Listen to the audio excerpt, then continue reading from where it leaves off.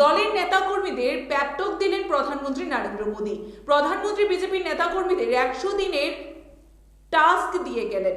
দলের রাষ্ট্রীয় অধিবেশনে দলের পদাধিকারীদের মোদী বলেন, আর 100 দিন সময় হাতে। এই 100 দিন প্রাণপাত করে পরিশ্রম করতে হবে। যে করেই হোক 370 আসনের লক্ষ্যমাত্রায় পৌঁছতেই হবে। মাস ঘুরলেই লোকসভা নির্বাচনের দিনক্ষণ ঘোষণা করবে নির্বাচন কমিশন। এবারে দল হিসেবে 370 আসনে পৌঁছানোর টার্গেট নিয়েছে বিজেপি। আর জোট হিসাবে এনডিএর খাতায় তিনি চাইছেন 400 আসন। দিন কয়েক আগে পর্যন্ত অযোধ্যায় রাম মন্দির নির্মাণ ও রামলালার প্রাণ প্রতিষ্ঠা করেই নির্বাচনী বৈতরণী পার হওয়া যাবে বলে মনে করেছিল গেরুয়া শিবির।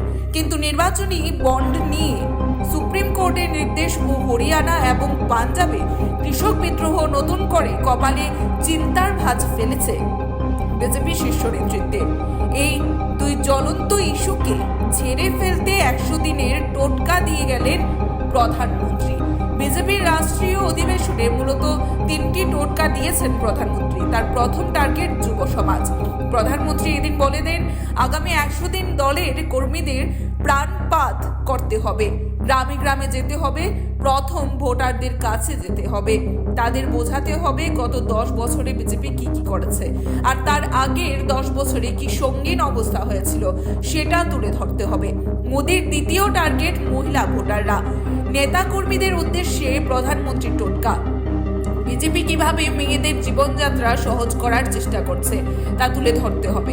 তাছাড়া মহিলাদের জন্য কিভাবে রোজগারের ব্যবস্থা করেছে বিজেপি সেটাও তুলে ধরতে হবে। লক্ষ্য রাখতে হবে যাতে সিংহভাগ মহিলাদের ভোট বিজেপি পায়। প্রধানমন্ত্রীর তৃতীয় টোটকা হলো দুর্নীতিমুক্ত স্বচ্ছ প্রশাসনের প্রচার। মোদী বলেছেন, গত 10 বছর পুরোপুরি দুর্নীতিমুক্ত স্বচ্ছ প্রশাসন চালিয়েছে মোদী সরকার। একজন আধিকারিকের বিরুদ্ধে কোনো দুর্নীতির অভিযোগ ওঠেনি। সেই তথ্য তুলে ধরতে হবে জনমানুষে। Bureau report, Tripura news 8।